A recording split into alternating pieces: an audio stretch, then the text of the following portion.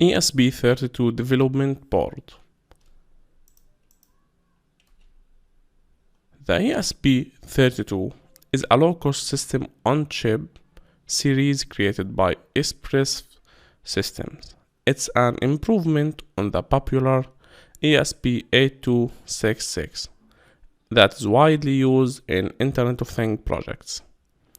The ESP-32 has both Wi-Fi and Bluetooth capabilities, which make it an all-rounded chip for the development of Internet of Things project and embedded systems in general.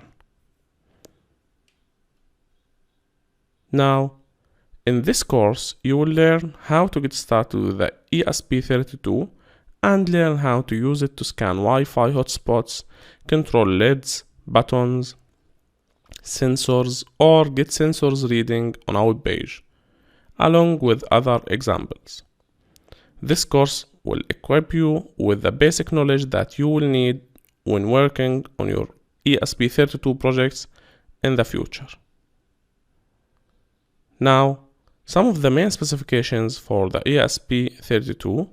When it comes to the chip specifications, you will find that it has a dual core, which means that it has two processors.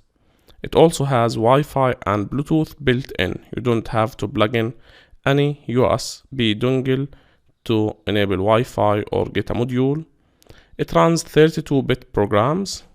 The clock frequency can go up to 240 MHz and it has a 512 kilobyte of RAM.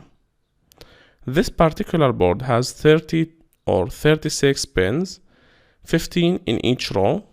It also has wide variety of peripherals available, like capacitive touch sensors, analog digital converter, digital to analog converter, universal asynchronous serial communication modules, SPI, I2C, and much more. This board comes with built-in Hall effect sensor and built-in temperature sensor. So this board is all what you need to get started in no time in the Internet of Things world.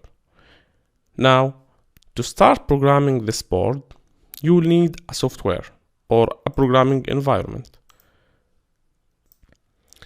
You can simply use the Arduino IDE, which we are going to do in this course. It's a very easy to use software and most people are familiar with it, and even if you are not familiar, it's the easiest software to use when you want to program ESP boards.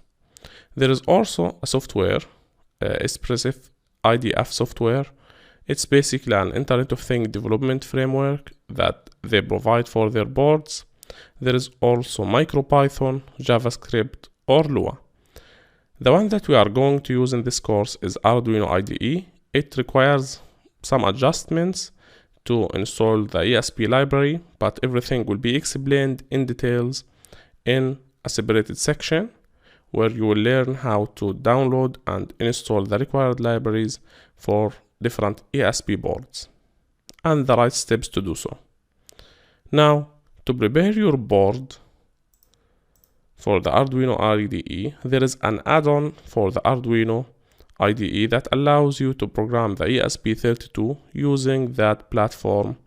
The very same platform that you can use to program Arduino can also be used to program ESP using Arduino programming language. So it's out of the box and ready for you to use. In the next lesson, we are going to explain the ESP-32 pin out, how many pins are there, how to recognize each pin function, and which pin to use when you want to connect input, output, PWM signal, or sensor. Thanks for watching this lesson.